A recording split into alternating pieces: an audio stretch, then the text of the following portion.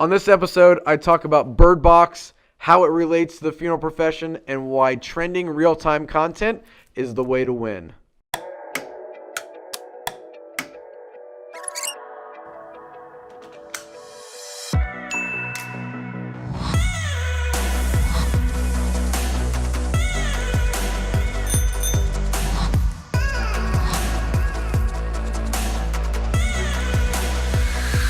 What's up, everybody? Welcome to DISRUPTu episode 60. I'm Ryan Thogmartin, and this is the funeral profession's only marketing web show.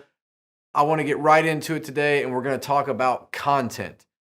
An episode, I believe it was 53, we compared organic content versus generic content. And so what I want to talk about today is because this is a sticking point with a lot of funeral homes. There's a lot of funeral homes that we meet with and get to discuss social media with where they're getting content for free or at an extremely low cost from their pre-need company, whoever sells their pre-need life insurance, their third-party marketer, their website company. You know, everyone's got free social media content. The problem with that content is it's all death focused. And what I mean by that is it's funerally, it's grief and inspirational, more on the grief side. It's, you know, how to write a will, how to pre-plan, things that are all death centric. And you're probably saying, well, we're a funeral home, shouldn't we be creating death centric content? No.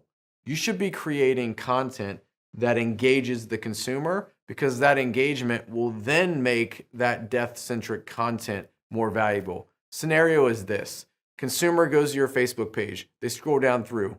They are not immediately going to start engaging with pre-need, how to plan a will, how to make a pre-plan, how to create this, how to create that. Things that have to do with the funeral are not immediately what's going to engage that user. 80% of your content should be organic and content that is relevant in real time, meaning what's trending in the world. How can you take that content and infuse it into your strategy with your funeral home? So if you're not partnering with a company that is creating real-time content and they're just selling you content that is generic and grief and inspirational as free, and that's going to drive leads, I guarantee you, I promise you, it will not drive leads. All it's going to do is get the consumer to click the like button every once in a while. It's not relationship building. And we've established over the last 5 episodes that relationships are the foundation for success on social media and fundamentally the success of your business, because 80% of funeral home business is relationship driven. So therefore, if you're creating content that is all funerally, you are engaging less people because less people will engage with that content. So if we create content that is trending in more real time and organic to your funeral home, and it's tying into things that are trending in the real world. For example, everybody's watched Birdbox, right? Birdbox, the movie on Netflix, produced more viewers than the top rated movie in movie theaters. So extremely real time.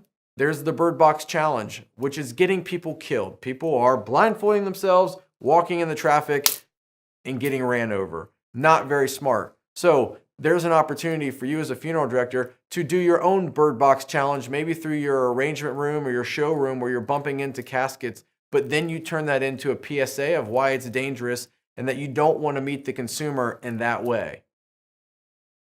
Taking something that's real time, applying it to what you're doing in your funeral home and making it trending, or taking a trending topic and making it valuable in your funeral home, that is a way to get more engagement. That way, when you do a funerally type post that is pre-plan related or grief related, where you're providing value to the consumer through something that they're experiencing, there's more people that are going to engage with that and see it based on the engagement that happened around something that is more real time.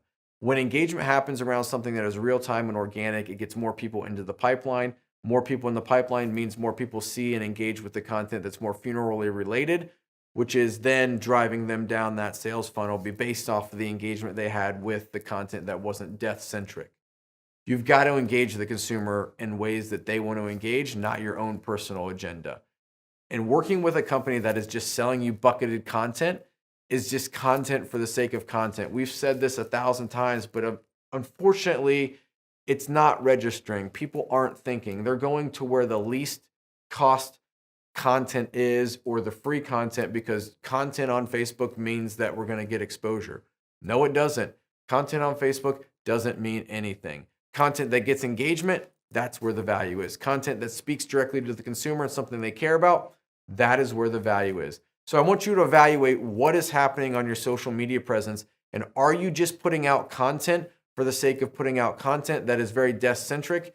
It's not going to drive the engagement and establish relationships that is going to equate to more dollars. You've got to do content that is not death care focused, but relevant to your funeral home, relevant to the world, relevant to the consumer in real time. What's trending? How does it apply to you? How can we make it fun? How can we make it more lighthearted? That way that we get more users into the pipeline, we capture their attention, then we show them something funerally with an action and start working them down that funnel that we talked about in episode 51. Got it? Content cannot be funerally or death-centric all the time. You've got to have content that is focused on just getting engagement from the consumer. So evaluate the company you're getting social media from. If that's not the content that they're creating, they are just selling you canned, bucketed things that are not going to achieve what you want to achieve. That's simple. Until next time, keep disrupting.